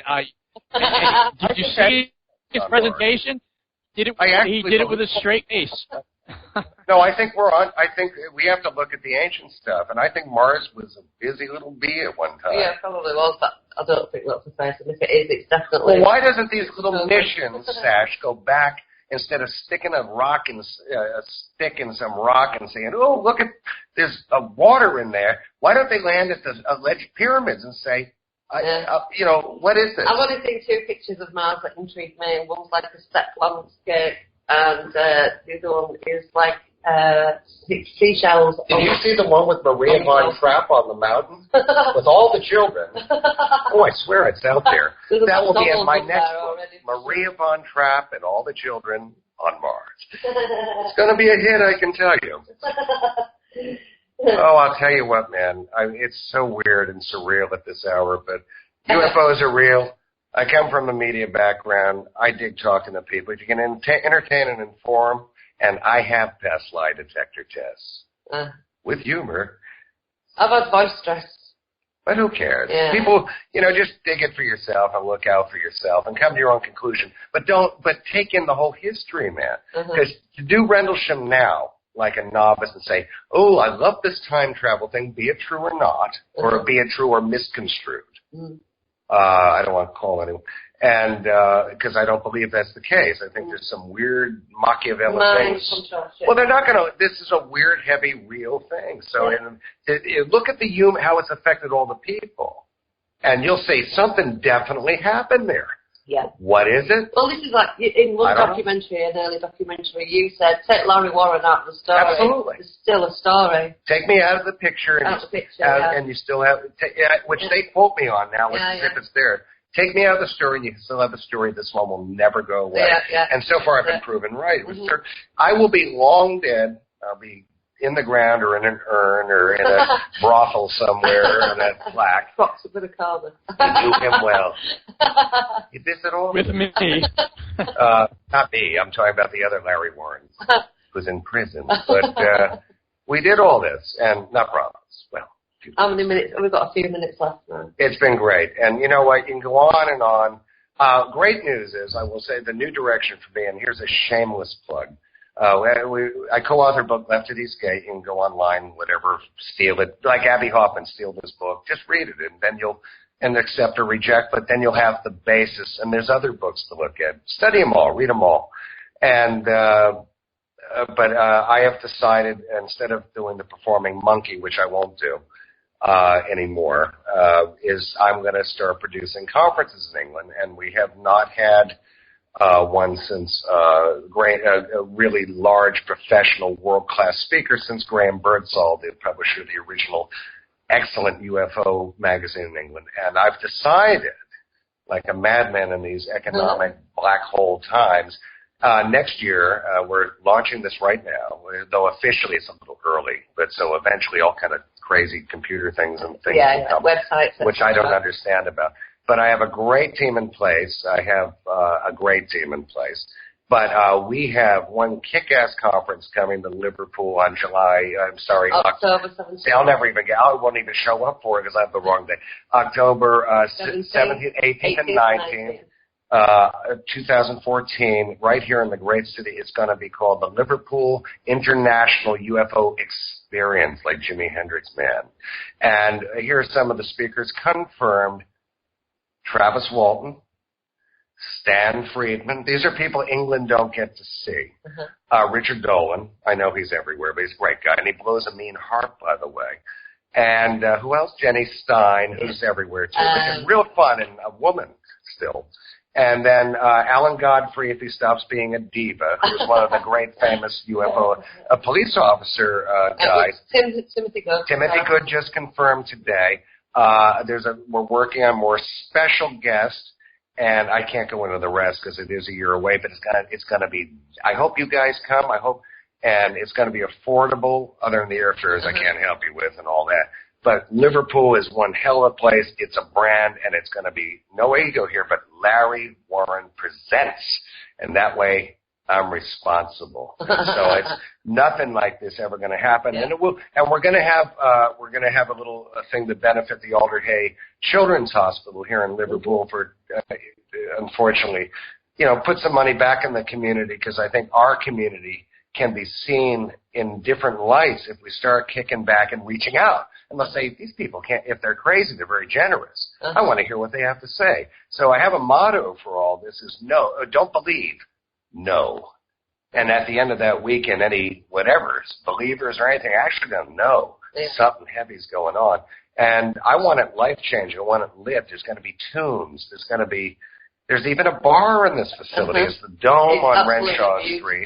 Well. And I want to continue this, and I am going to have an award dedicated to the memory of Graham Birdsall for excellence in our field, whether it be an experiencer that's done the work.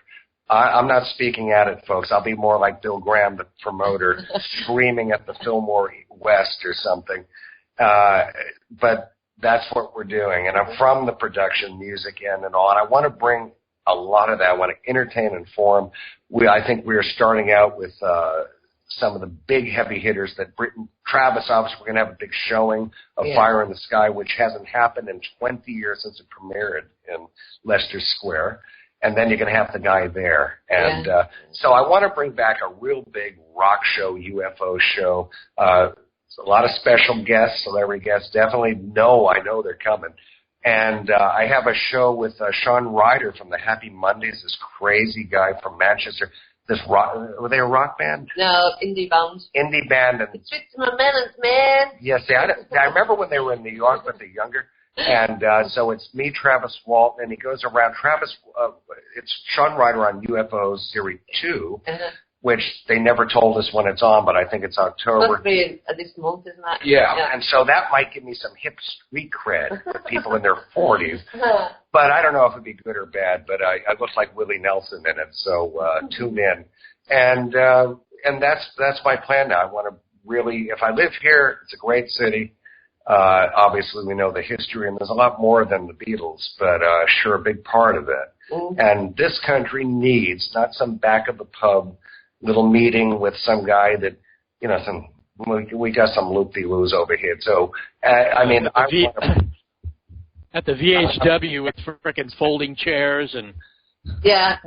Yeah. Now, this is an arena, man, and it's going to be professionally lit. It's like you're at a Floyd show. There's going to be music. All right. We're able to actually enjoy yourself. You know, the people that in Laughlin did. England is a conservative kind of culture anyway, and that's fair play and respect.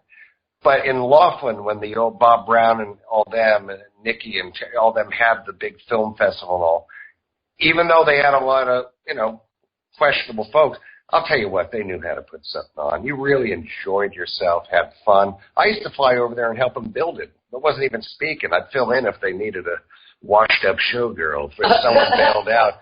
And, but, you know, very cool time and, you know, go to Bullhead. You know, really cool. So dude, I used to build pools in Bullhead City. We used to go to Laughlin for lunch, get on the little pontoon boat and go across the river. Oh, boy. Did you ever go to O'Leary's Bar and Grill? I don't know, dude. Angel hang out over there. I used to get a lot of drugs from there in the 80s. Oh, dear. Well, it's an outlaw town for sure. It's Wild West.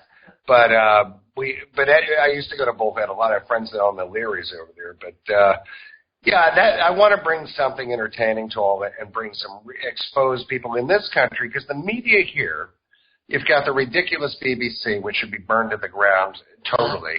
And you know, they even have the gall to extort people for money or put them in jail over here if they don't buy their license. And all they have is shit on that channel. Their media won't even call Islamic terrorists. They call them radical clerics, and you know, that just shot kids in the face. Yeah. This is what they are. They're a bunch of, I don't know. I'll stop there. I'll be deported too soon. I got this gig to put on, but that's where we're going. You know, call it for what it is, man. Yeah, you can't even say that here. No, you can't say that. There's a lot of words. A shovel is what it is. Right. You can't say a lot of words in this country, else you'll get in jail and all that. And you might not. It's just us Yankee words don't translate well. I like it. Because most of my UFO accounts, when they come to me, they say, I went outside to smoke a fag. But in America, that means something completely different to going outside to have a cigarette.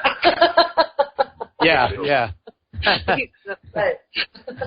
Yeah, but I think a lot of Americans... And fanny is something completely different. Very much a different thing, fanny here. Oh, yes. Oh, dear. So I think we should be tender with my soul. Thank you, DJs. Well, yeah. Thank you, Larry, for coming on the show. Oh, I'm sure. Are you sure you're thanking me? Or? Yeah. Thank you, guys. It's an honor, really. And, folks, be strong. Like Levon Helm used to say, be strong. Thank you. All right. All right, guys. We're done. We're out of here. Next Larry, time. Thank you for staying up all night. One day we'll party in Bullhead City. Get in trouble. You won't get enough bail money between you. True. Next show is Thomas Reed and Steve Pierce. Steve Pierce is legend. One of the loggers in Travis Walton's abduction case. So I heard he was on Joe Montaldo's show. He was amazing. So yeah, looking forward to that. And you know, I lived in Snowflake. I'm from that area. I went to high school in that area. Sholo. My mom was a teacher at Snowflake High School. My God. Yeah, dude. She might have taught Travis. It's like you want to hear a funny Travis story really quick? When I first heard of Travis Walton, I was at the Arizona State Fair in the 90s with work. And they had this real cheesy UFO exhibit where you go in there and they're like, this is what it's like when you're abducted, and they shake you all around and everything. And, it was awful. It was the most. I was embarrassed for them. And then as you're leaving, you're walking on this dirt floor, and right at the exit of the tent is this card table, and there's Travis Walton with a copy of his book. God bless his soul. With that little sign that says, Travis Walton, real abductee, and people, and it was just, I felt so bad for him. I'm like, wow, this guy had this incredible thing happen to him, and all these people were involved, and a whole community. It was a whole big, massive thing, and here this guy is relegated to a sideshow. If I had a hero in this work, it's Travis Walton. He is my hero. He is one of the finest writers if you read his book, The Walton Experience. Really good. And he is my hero in this. He's my inspiration, and I hope I inspired somewhere. But absolutely, with that guy, and now I'll tell you, he's a world-class speaker, and he's the man. He's really good. Love him. All right, guys, we got to go. Yep. I don't even know if we're on the air anymore. I don't care. Anyway, it's been awesome. Thank you, guys. All right, you guys, go to sleep. Yeah, well, Larry, definitely talk to you. Oh, I am. I'm coming. Well, I'll put you up in a hotel. Don't you worry. We stay in touch. All right, buddy. See you here. Good night. All right, see you. Bye-bye. Bye. Oh, what is it?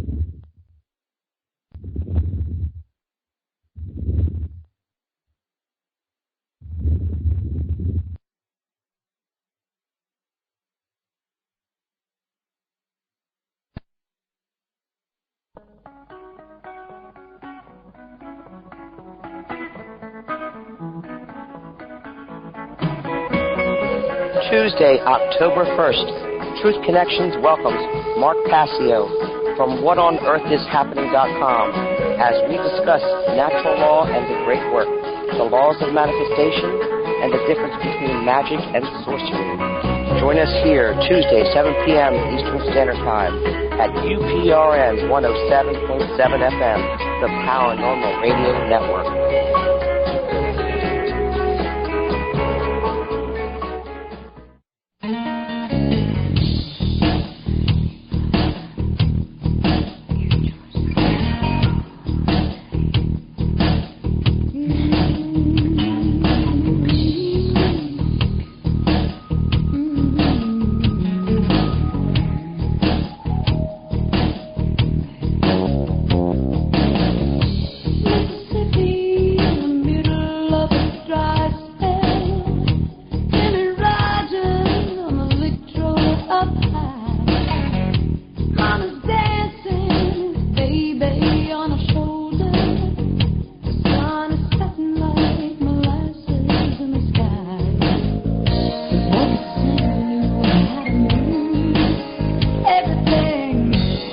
Always wanting more.